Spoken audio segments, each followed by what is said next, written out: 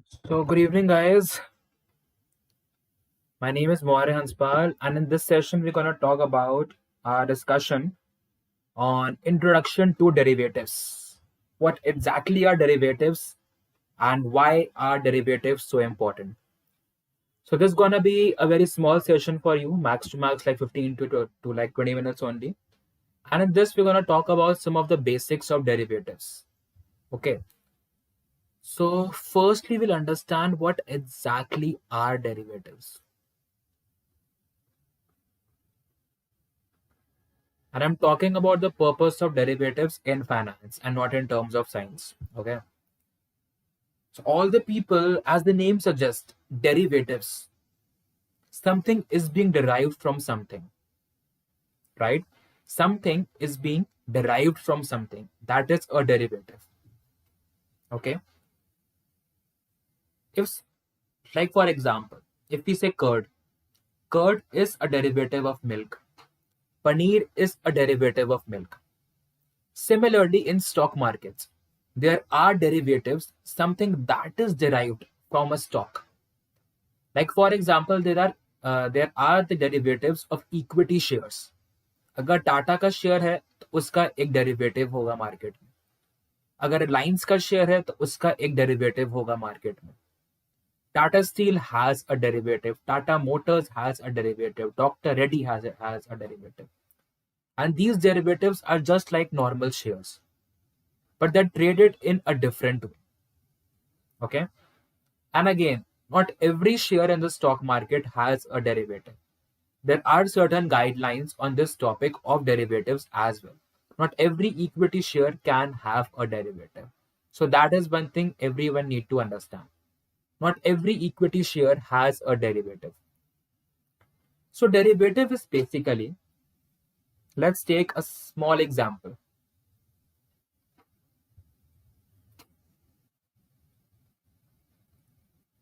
If I think, like if I am interested to purchase Tata Steel ka share, and I believe that the price of Tata Steel will rise in future.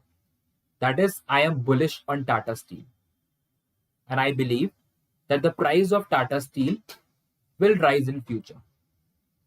If I feel that, so मान लो मेरे पास एक share है Tata steel का अभी. ठीक है, तो अभी मैंने उसको लाइक खरीदा नहीं है. एंड आगे जाके after 2 months from now I believe that the price of Tata steel will rise. अगर आज 1000 है टाटा स्टील का, वह 2 महीने बाद 2000 का हो जाएगा. Okay.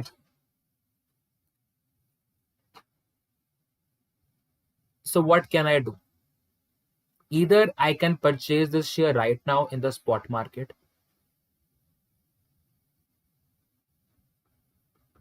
or I can place an order like for this share to be placed in the future market. And this is the future market.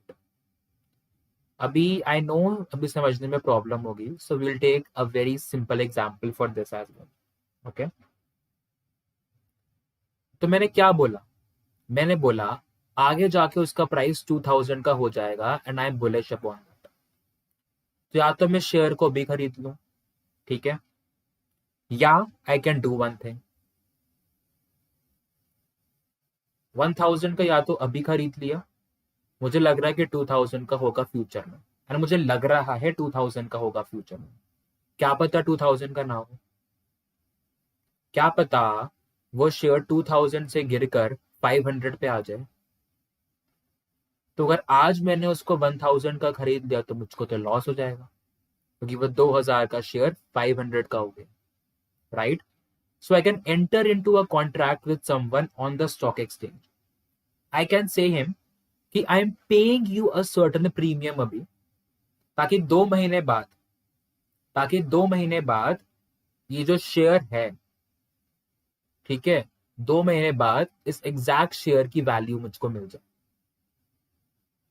And उसके लिए that person would be paying a premium. तो ये थोड़ा सा complicated example हो गया to teach you derivatives. I will make it in a simple way. चलो. Here you have a farmer, a very basic example. Here you have a farmer. and here you have a shop. ठीक है, obviously the farmer is in the village and the shop is in the city. Okay, and this shop is in a deal. अब इस shop का क्या है, it buys some kinds of raw materials from farmer. Like for example, this shop can be a bakery. And यहाँ से वो क्या करता है, he buys wheat. Okay, this bakery shopkeeper, he buys wheat from the farmer. ठीक है, अब farmer को लगता है कि आगे जाके the price of the wheat would go down. Farmer को लग रहा है the price of the wheat would go down and that farmer won't be getting the adequate price for that wheat. Farmer को लग रहा है कि उसको पैसा ही नहीं मिलने वाला अपने वीट का ज्यादा. पहले अगर उसका लाइक 100 रुपए किलो बिकता था, तो फार्मर को लग रहा है कि अब उसका जो गेहूं होगा वो 50 रुपए किलो बिकेगा, तो उसके लिए तो एक तरीके से लॉस हो गया, है ना. बट यहाँ पे जो बेकरी शॉप है, इसके शॉपकीपर को लगता है कि द प्राइस विल राइज, मतलब कि गेहूं का प्राइस बढ़ जाए या वीट का प्राइस बढ़ जाएगा. अगर उसकी मान लो 120 रुपए की खरीद है, तो उसको लग रहा है उसे वो 150 में खरीदना पड़ेगा. So these people have a different view from the market. Farmer को लगता है द प्राइस विल फेल और fall, like the price will fall down, and shopkeeper को लगता है the price will rise. So what do these two people can do to protect their position? They can come into a contract with each other and they can deal. ये दोनों एक बात पे आ सकते हैं कि ना मेरी ना आपकी, हम 120 रुपीज पे डील करते हैं. ठीक है, फार्मर इस शॉपकीपर को ये 120 रुपीज पे अपना वीट बेचेगा. सिमिलरली जो शॉपकीपर है वो इसे 120 पर खरीदेगा, and that 120 would be done irrespective of the market condition. Market का प्राइस चाहे 150 हो, मार्केट का प्राइस चाहे 90 रुपीज हो, चाहे मार्केट गिर जाए उठ जाए, उससे कुछ फर्क नहीं. 120 पर ही खरीदेगा और ये 120 पे ही बेचेगा. इस प्रोसेस को हम कहते हैं hedging. We call it as hedging, HEDGING. We call this process as hedging because both of them are trying to minimise their risk. Farmer को लगता था the price would come down, तो जितना वो फार्मर कमा पा रहा है, फार्मर कम कमाएगा, तो फार्मर को इस बात का डर था. जो अपना शॉपकीपर था या बेकरी था, उसको था कि प्राइस बढ़ जाएगा और मुझको महंगे में खरीदना पड़ेगा. ठीक है, तो उसके मार्जिन पर आ जाता प्रेशर. तो दोनों ने एक डील करी कि ना मेरा ना तुम्हारा, हम 120 पर बेचेंगे मार्केट में चाहे जो भी प्राइस हो. So they are trying to minimise their risk by taking opposite positions, right? By taking opposite positions. And opposite positions क्यों? फार्मर को लगता है प्राइस गिरेगा एंड बेकरी को लगता है प्राइस बढ़ेगा. So that's an opposite position. Okay, and the same thing happens in stock market as well. अगर मुझको लग रहा है कि प्राइस आगे जाके लाइक किसी भी स्टॉक का नीचे गिर जाएगा एंड सामने वाले को लग रहा है कि स्टॉक का प्राइस बढ़ जाएगा, so we can enter into a contract. And that contract is called a futures contract. A futures contract. कि मुझको लग रहा है प्राइस गिर जाएगा बट सामने वाले को लग रहा है प्राइस बढ़ जाएगा, तो हम एक कॉन्ट्रैक्ट बना लेते हैं. और मुझे अभी के लिए नहीं लगेगा, अगर अभी के लिए लग रहा है so that's a spot contract. But we are talking about derivatives, and derivatives का एक मोस्ट इंपॉर्टेंट कॉन्ट्रैक्ट है which is a futures contract. And if I believe that the price of this share will fall 2 months from now, and the सामने वाले person को लगता है the price of the share will rise 2 months from now, we can enter into a contract. उसको मैं share बेच दूंगा and वो मुझसे शेयर खरीद लेगा एक सर्टेन प्राइस पे. ठीक है, बट इस केस में भी किसी एक पार्टी को प्रॉफिट या नुकसान हो सकता है. कैसे? अब मान लो कि 120 रुपीज की लाइक इनकी डील सेट हुई. ठीक है, एंड मार्केट में प्राइस चल रहा है लाइक मान के चलो कि 180 रुपीज चल रहा है and that is the market price. But deal like उन्होंने कर लिया कि 120 रुपए तक, 1 साल तक या 2 साल तक फार्मर ने बोला कि I sell you at 120 rupees and the bakery would buy at 120 rupees. But market का ओरिजिनल प्राइस निकला लाइक 180 रुपीज.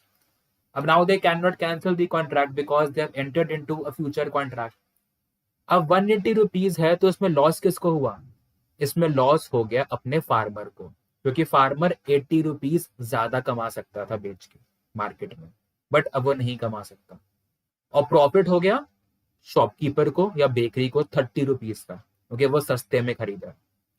सिमिलरली अगर प्राइस हो जाता मार्केट में मान लो कि 50 रुपीज, ठीक है, तो फार्मर का प्रॉफिट है। 50 रुपीज का प्राइस चल रहा है बट वो 120 पे बेच रहा है, उसे 70 रुपीज का प्रॉफिट हो रहा है, एंड लॉस हो जाता है इसको अपने 100 रुपए का, क्योंकि वो महंगे में खरीद रहा है और मार्केट में तो 50 का बिक रहा है। So hedging can be like beneficial to one party whereas it can be harmful for the second party. So that we need to understand in case of hedging. And same happens in case of future as well. मेरा 100 रुपए का share था, मुझे लगा कि price नीचे गिर जाएगा, और 100 रुपए का शेयर मार्केट में चल रहा है एंड सामने वाले को लग रहा है कि प्राइस उठ जाएगा। हमने एक डील करी, ठीक है, हमने बोला कि मान लो हम 120 रुपए की डील कर लेते हैं। अब अगर शेयर प्राइस बढ़ गया 140 का हो गया, ठीक है, हाँ तो लाइक मेरा तो हो गया प्रॉफिट, क्योंकि मैंने इसको महंगे पे बेच दिया, बट इसने क्या हुआ, सेकेंड पार्टी इसने महंगे पर खरीद लिया, ठीक है। So same thing happens in case of share market as well. And इन्हीं हम कॉन्ट्रैक्ट्स को, जो मैंने ये फार्मर का एग्जांपल दिया, so it's a kind of derivative contract. They have derived this contract from the original one. अब farmer के केस में ओरिजिनल कॉन्ट्रैक्ट या ओरिजिनल चीज क्या थी? It was wheat. बेकरी के केस में जो ओरिजिनल चीज थी वो थी तुम्हारा wheat again, because he has to buy that wheat. उसी को व्हीट पे they have derived this contract and that is why it is called a derivative. Similarly in case of stock, अगर इस 100 रुपए का शेयर मान लो कि टाटा मोटर्स का शेयर था, मान लो वो टाटा मोटर्स का share which is being traded in the stock exchange in the spot market is the underlying asset. उसको हम अंडरलाइंग एसेट भी कहते हैं, but we are talking about future. तो जब उसका डेरिवेटिव जो ट्रेड हो रहा है फ्यूचर में, so that's the future of Tata Motors. And ऐसे futures are available for a large number of stocks. And उसमें ऐसा नहीं होता कि 100 का मुझे लग रहा है एंड 100 का सामने वाले को लग रहा है तो 120 की डील कर ली। उसमें तुम्हारे वो प्रीमियम्स भी होते हैं इन्वॉल्व, जो हम बाद में बात करेंगे। तो for the sake of simplicity इसको हम इतना ही रखते हैं। So that is your hedging. Okay. अब I'll just delete all this.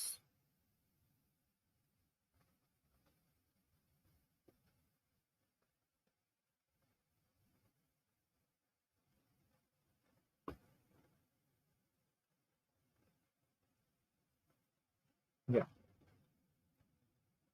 We were talking about derivatives.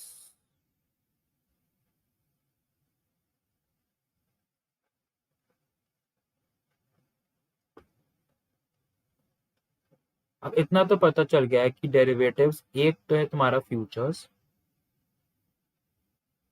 दूसरा होता है ऑप्शंस। ऑप्शंस के बारे में हम नेक्स्ट क्लास में बात करेंगे।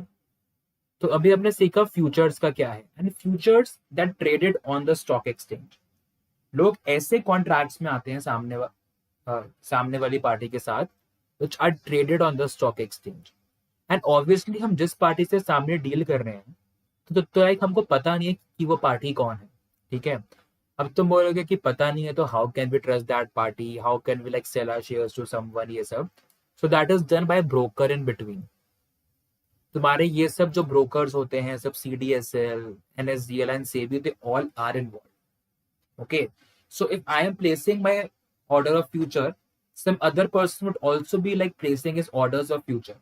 ये बहुत मतलब कि करोड़ों लोग मार्केट में हैं, and these brokers try to match those orders, and that is their task to do it।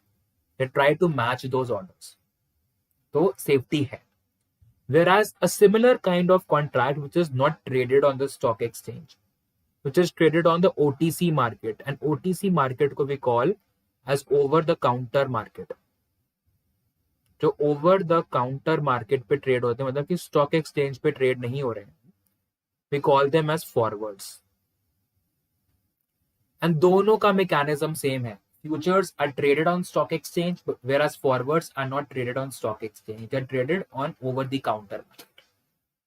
ठीक है, ओवर द काउंटर पे ट्रेड होते हैं, बट इन पे फिर रिस्क भी होता है। अगर ओवर द काउंटर है तो these are not like regulated by SEBI. अब सेबी रेगुलेटेड नहीं है तो अगर फॉरवर्ड्स कॉन्ट्रैक्ट्स में कुछ फ्रॉड हो गया तो कोई बीच में नहीं आएगा बचाने। बट अगर यहाँ पे कुछ फ्रॉड हो गया गलती से तो 0.0001% चांस होगा यहाँ पे कुछ होने का फ्रॉड। अगर हो गया so everyone is there with you. SEBI होंगे, ब्रोकर्स, एनएसडीएल, तुम केस कर सकते हो, ठीक है, लाइक तुम्हारे ऊपर मतलब सामने वाला लाइक जिसने ऐसे करा है तो उस पर लाइक पेनल्टी चार्ज हो सकती है, तो all those things are there. But in case of a forward contract, since it is over the counter, these things are not there because these are not regulated by SEBI. Whereas the process of futures and forwards are one and the same thing that we need to understand. Okay. So the next class, like in this session, we talked about hedging. In the next class, we'll be talking about arbitraging,